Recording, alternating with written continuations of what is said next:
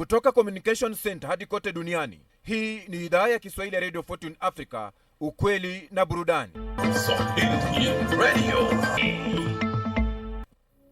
Jinsi ya kuharakisha mafanikio yako. Kwa mwanadamu yoyote yule wa kawaida, ni lazima siku zote huwa anatamani kutoka hatua moja kwenda hatua nyingine. Ingawa hii ni shauku ya kila mtu, na ninaamini na wewe ni shauku yako pia. Swali kubwa ni kuwa kwa nini watu wengi maisha yao hayabadiliki? Nimeshawahi kukutana watu wengi sana ambao kila siku wana mawazo mapya, tena ni mawazo mazuri sana. Ila tatizo lao huwa hawachukui hatua kabisa, hata kama wanajua wanachotakiwa kukifanya ili waweze kufanikiwa. Pengine hata wewe unaposikiliza leo una mawazo mengi sana, tena makubwa, ambayo yakifanikiwa basi utabadilisha maisha yako kwa kiwango kikubwa. Wakati tunauanza mwaka huu, nakumbuka jinsi ambavyo watu wangu wa karibu kila mmoja alikuwa amejiwekea malengo yake, na jinsi ambavyo anataka mwaka huu uwe ni wa kubadilika kabisa. Kuna baadhi yao walijiwekea malengo kwa mwaka huu lazima waache kazi mahali walipoajiriwa na waanze kujiajiri. Wako wengine walidhamiria kuanzisha biashara zao mpya. Wapo wengine walisema watajenga nyumba, na wengine pia waliweka malengo ya kuingia katika ndoa. Wengi wa wale ambao nimefanikiwa kuwauliza kwa sasa wanaonekana bado hawajaweza kufikia hata robo ya malengo yao, na wengine hawajaanza kabisa. Sina uhakika kwa upande wako. Je, malengo yako ya mwaka huu umeyafanikisha kwa kiwango gani hadi sasa? Jambo la kujiuliza ni kwa nini watu wengi wafanikiwe katika kutekeleza mawazo yao. Kweli ni kuwa pamoja na kila mtu kuwa na shauku ya mafanikio na kutimiza malengo yake, kuna mambo mawili ambayo ukiyafahamu na kuyafanyia kazi kuanzia leo, utajitoa katika kundi ambalo kila mwaka huwa wanashindwa kufikia malengo yao. Kwanza kabisa, usijipe jibu la hapana kabla haujafanya. Miaka kadhaa iliyopita, mwandishi maarufu wa vitabu Dr. Miles Monroe kutoka nchini Bahamas aliwahi kushauriwa na rafiki yake amtafute mtu maarufu sana anaishi Marekani ili amwandikie neno la utangulizi katika kitabu chake kipya. Baada ya kuambiwa hivyo, jibu lake Dr. Miles likawa, hata nikimuomba hata kubali kwa sababu hanifahamu kabisa. Rafiki yake akamwambia, usijiambie hapana kabla haujajaribu kufanya. Cha ajabu ni kuwa baada ya kumuomba mtu huyo, alikubaliwa bila tatizo lolote ndani ya muda mfupi sana. Nimekutana na watu wengi sana ambao mawazo yao yanahitaji msaada wa mtu, kampuni, taasisi fulani ili waweze kupiga hatua ya mbele zaidi. Cha ajabu ni kuwauliza kwa nini hawajachukua hatua, huwa wanasema najua tu hata kubali hata nikimwambia. Kuna watu wengi sana ambao ndoto zao zimeshindwa kufanikiwa na malengo yao yameishia njiani kwa sababu tu wamejipa majibu ya kutokuwezekana kabla hata hawajajaribu kufanya. Ili ufanikiwe maishani, usiwe mtu wa kujipa jibu la hapana kabla hujajaribu. Utashangaa sana.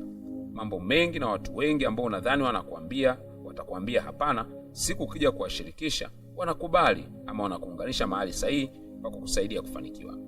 Je, kuna wazo umeshawahi kuwa nalo katika maisha yako lakini umeshindwa kulifanyia kazi kwa sababu kila wakati ukifikiria unajipa jibu la hapana na kwamba haitawezekana? Kuna biashara ambayo umeshawahi kufikiria kuifanya mwaka huu lakini kila wakati ukifikiria huwa unajipa jibu la kwamba haitawezekana? Au kuna mtu umetamani kumpigia simu ama kuonana naye tangu muda mrefu kwa ajili ya kukusaidia katika jambo fulani kwenye maisha yako, lakini kila wakati ukifikiria unaogopa kuwa atakataa? Watu wengi sana wameshindwa kufanikiwa kwenye maisha kwa tabia kujipa jibu la hapana na kuogopa kukataliwa kabla hawajajaribu. Ili ufanikiwe ni lazima uwe tayari kuchukua hatua, na kamwe usijipe jibu la hapana. Leo chukua hatua kuelekea katika kufanya kazi mipango yako.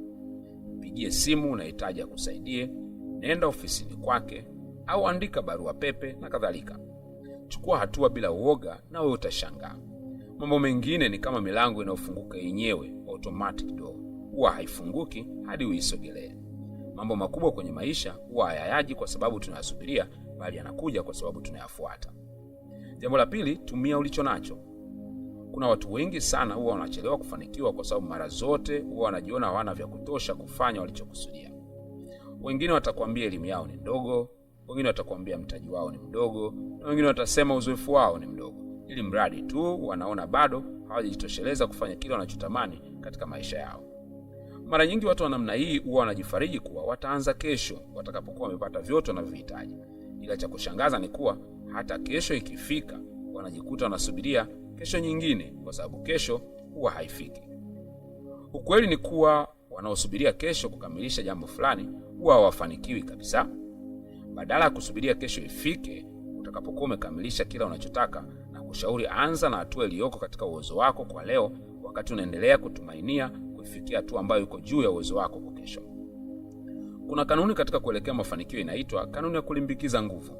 Kanuni hii inazungumzia nguvu ya mkusanyiko wa mambo mengi unayoyafanya ili kutimiza jambo fulani. Mfano rahisi ni pale unapoamua kuvunja ukuta kwa kutumia nyundo yako. Unaweza ukapiga sana hadi nyundo ya 200 ndio ukuta ukaanguka. Lakini swali ni je, ni nguvu ya nyundo ya 200 ndio iliyoangusha ukuta? Hapana.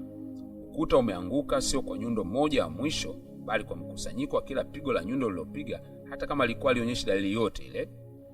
Katika safari ya mafanikio ndivyo ilivyo. Kila unachokifanya kuelekea mwelekeo wa ndoto yako kina faida. Siku inakuja ambapo utashangaa ghafla ukuta umeanguka, umepata kile unachotaka.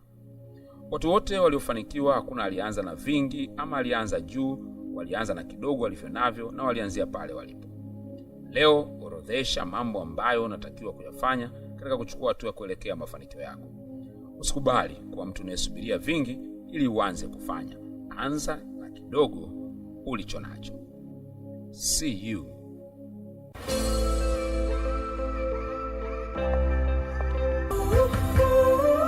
Kutoka Communication Center hadi kote duniani, hii ni idhaa ya Kiswahili ya Radio Fortune Africa, ukweli na burudani. At the top.